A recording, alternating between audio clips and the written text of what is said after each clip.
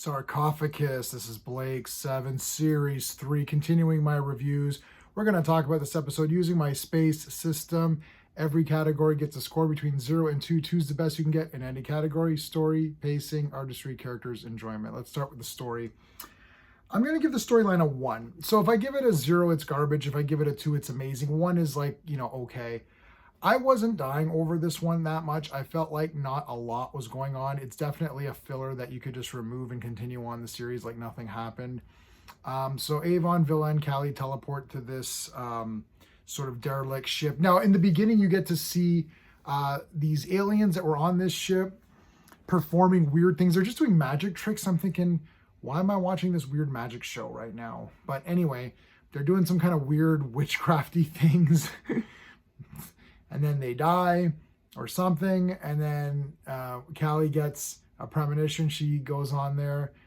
They can't teleport properly because this witch or whatever she is, I don't know what to call her, is like stopping it. And they find this orb thing and they bring that back, and it's got some power. And then that power possesses Callie or works through Callie, takes on her form. And the last like half an hour is literally just them talking to this thing. And if I sound like I don't know what I'm talking about for this episode, it's probably because I don't know. This is one of those ones, I wouldn't say this is the weakest one, but it might be so far. I don't know what's going on. The dialogue with Paul Darrow, Avon, and Callie's fake form, like the witch or whatever it is pretty good because they're just good actors, and Paul Darrow is just selling everything. But otherwise, I'm not really dying over it. I don't hate this episode. It's just a bit kind of weird, and it feels like it should be, a bit more explained better, being Blake 7. For the pacing, I'm going to give it a 1. Again, I'm not bored, but I'm not really engaging in what's going on. I'm like, yeah, they're all going to survive this. They're going to beat this thing and get her out of here. And then that's it. So it's one of these episodes where you're watching things play out, where you know what's going to happen, and there isn't suspense in that. So you're just watching it play out. I'm trying to look at my notes, and I usually don't look at my notes too often on these videos, and I don't edit these videos, but I don't really remember what else was going on. Dana had some good parts. Well, I'll get to the artistry. I'll give it the artistry a 1.5. The other ship looked cool, and there was some nice little effects, glowing effects and shooting and stuff with this entity or witch or whatever. There's some cool stuff, cool lighting effects. So there was some pretty decent stuff in the visuals department. So nothing wrong with the visuals, really. All that stuff was great. But, and there's like glowing and there's, what else? The objects kind of moving around on their own. That's kind of neat.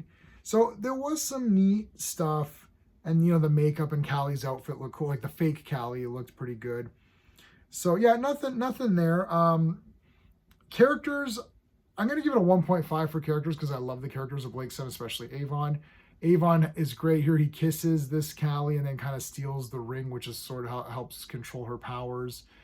That was great, where he's kissing her and then he grabs it from behind. You're like, oh. The Callie is the real Callie's kind of just out of action. The fake one is an interesting character. She's good. Dana was cool. Everybody was good in this one. I just wasn't dying over it. That's all. It wasn't just like, yeah, like there's maybe some quotable lines, but nothing crazy. Like there's some episodes where like every line Avon says is like quotable. Overall, I like the characters. I didn't love them that much in this one to give it a 2, but 1.5 is still very good. That means it was really good. The characters were still really good. The enjoyment factor, I'll give it a 1. It's Blake 7, so I love Blake 7. It's my 3rd favorite show. This is my 3rd time watching it, so I still loved it. I still liked this episode, but I didn't love this episode. So I'm giving it a 6 out of 10. That is on the lower scale, but this scale is measured against Blake 7 against itself. So if you take the best of Blake 7, which is Rumors of Death, is in the top for me. That's my favorite episode. If you take Rumors of Death and compare this one to Rumors of Death, then there's no comparison. That's how it works. I will take any episode of Blake 7 versus anything Star Trek past 2009 or whenever that garbage one came out. I'll take any episode of Blake 7 over any Star Trek from there. All right, so that's how we're looking at it. Anyways, it's still a cool episode, but 6 out of 10. On the spectrum of Blake 7, it's in the weaker side. That's it, everybody. Make sure you like the video, subscribe to the channel, and check out the playlist. All right, until next time.